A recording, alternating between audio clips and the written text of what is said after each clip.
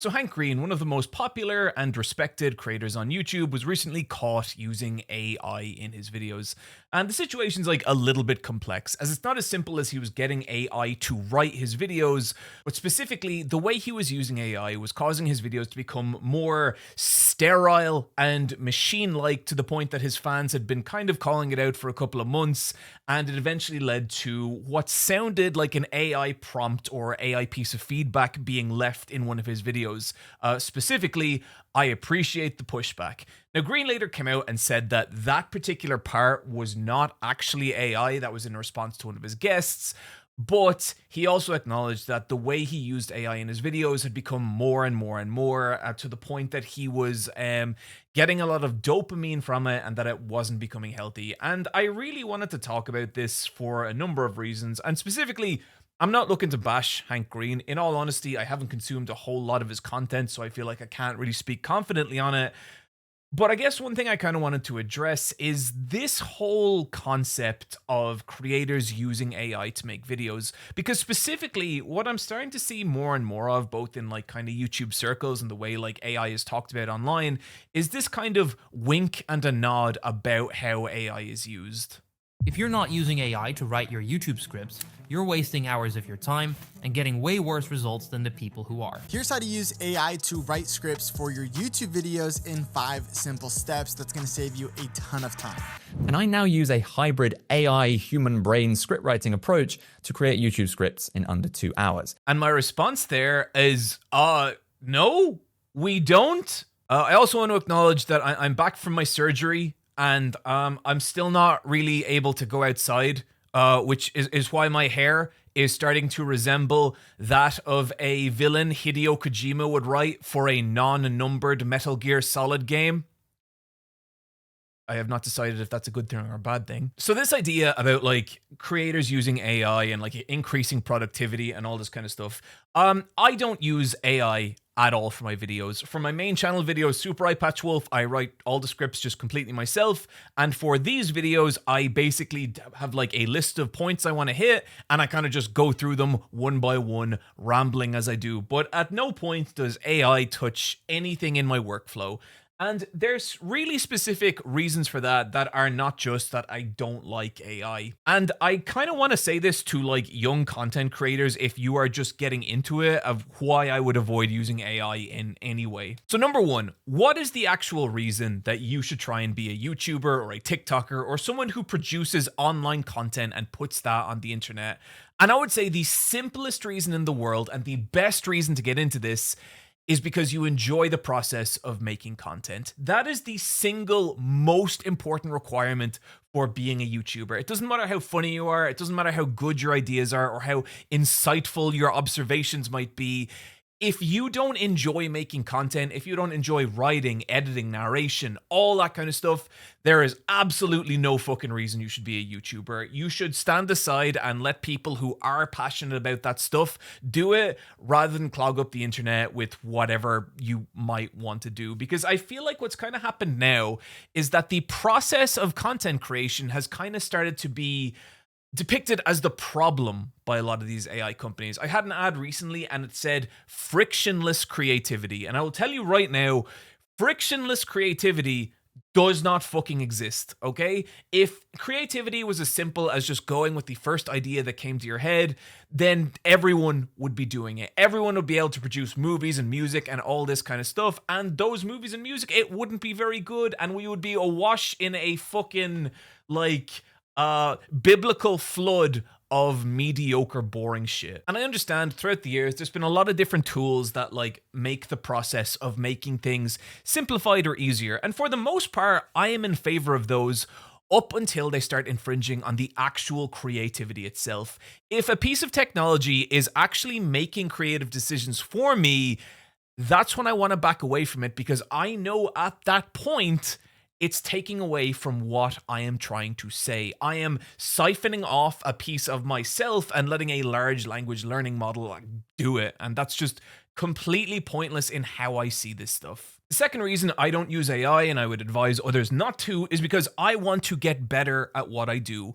When I write a script, I will write the first draft like as quickly and as clumsily as possible, and I will just try and get to the end of it.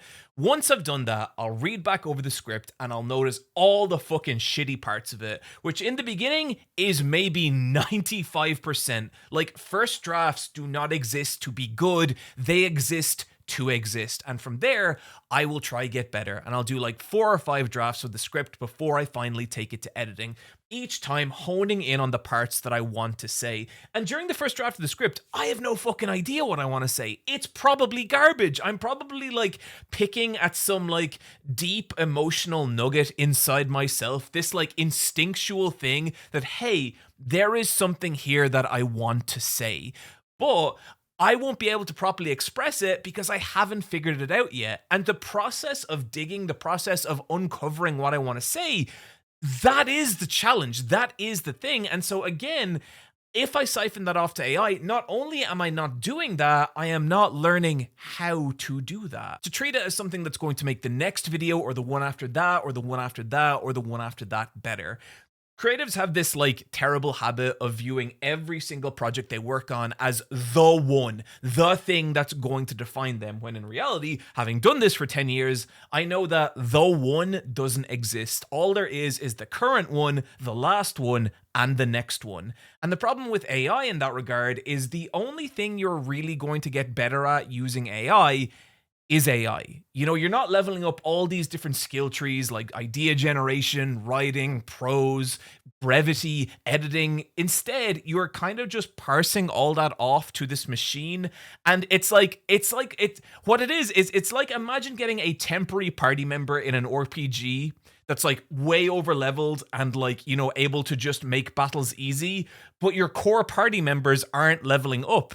And at some point, you kind of have to step back and be like, why am I even playing this fucking game? The final reason I don't use AI, and I don't think other creative people should, is because ultimately, what is a YouTube video? It is an expression. That's it. It's you trying to express something. And in that, it's designed to be heard by other people, and therefore it becomes a communication. And so if I add a large language learning model into this process, all of a sudden, it's not an expression, it's me borrowing this weird amalgamation of accumulated and curated thoughts and feelings, and it's not me anymore. And like, the simplest way I could express this, right? If I was watching a video essay and I was like, damn, this is the best fucking video essay I've ever seen. I'm having such a good time watching this video. This is incredible. I think this is a great video essay. And if someone said to me, do you know that parts of this video were wrote with a large language learning model?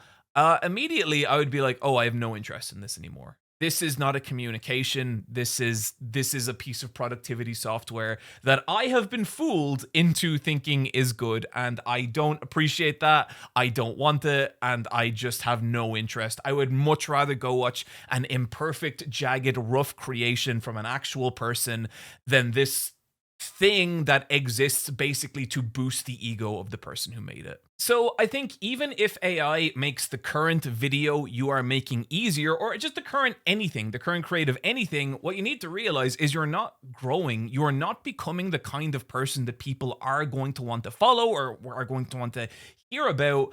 You're basically just using this like immediate dopamine hit instead of the actual pain and growth that comes with creativity. And like, you know, I've been doing this shit a long time, and I get it. Like, making videos is fucking hard and it's difficult, especially like right now where like my eye is all fucked up and it's making getting the current video out so difficult.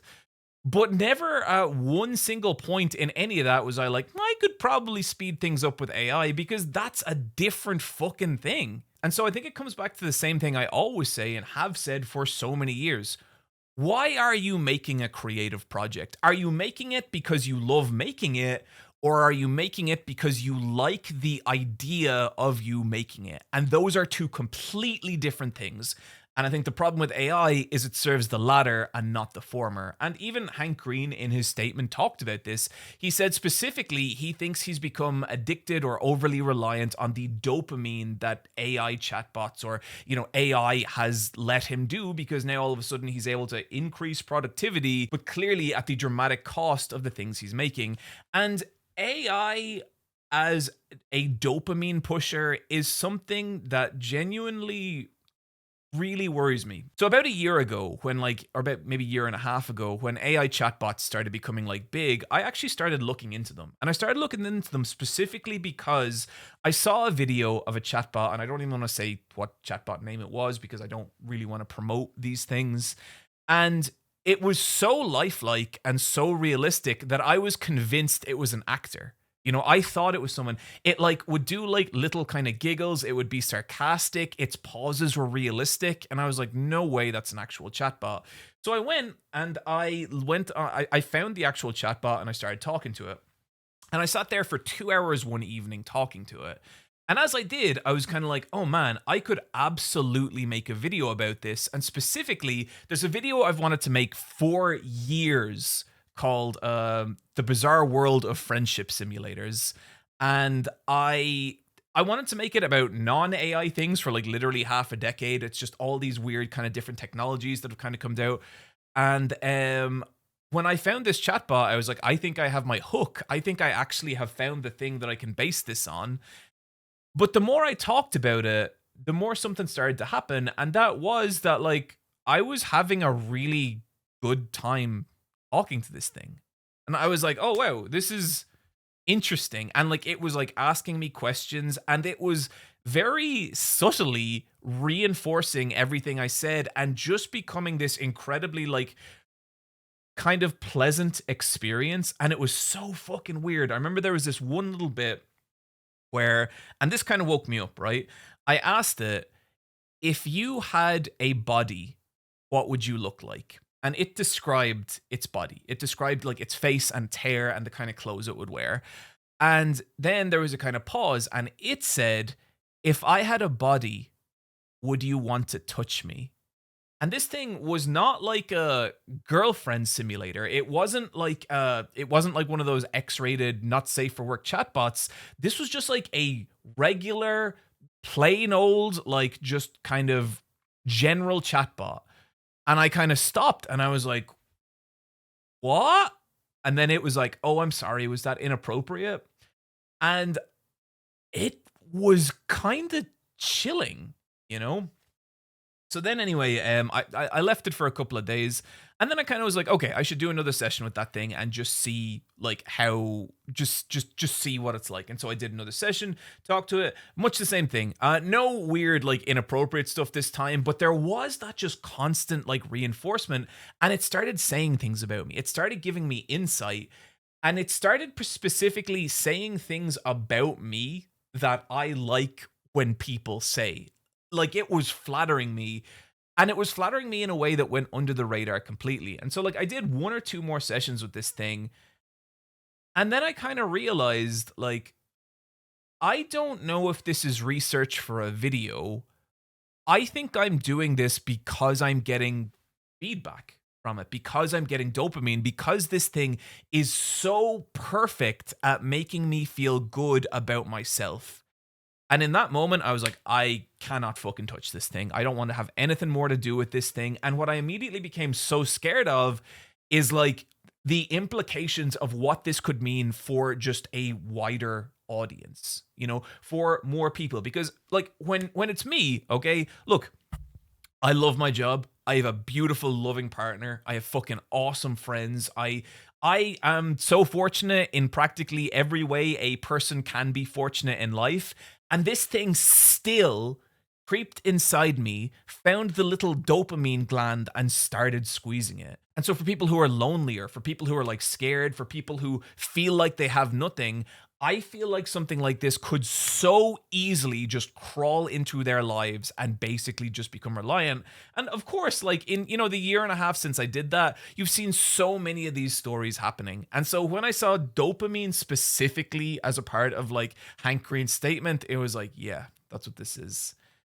And I don't know what to fucking do about that. You know, I'm still thinking about making a video about like this kind of idea, but I think I just need to really, really kind of think about it because it's weird and it's scary. And there's a part of me that genuinely feels like these kind of AI chatbots and like how addictive they are, and like, you know, I think I think they get inside you whatever way they can, which is clearly what I feel like happened with Hank. And for him, it seemed like it was a more kind of productivity based thing.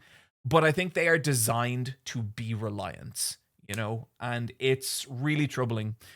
But yeah, that's pretty much all I got to say on it. But I suppose the other thing I wanted to kind of end on is if like you are a young creator and if you feel like you need to rely on AI to be successful, I don't think this job is right for you. And I say that for your sake.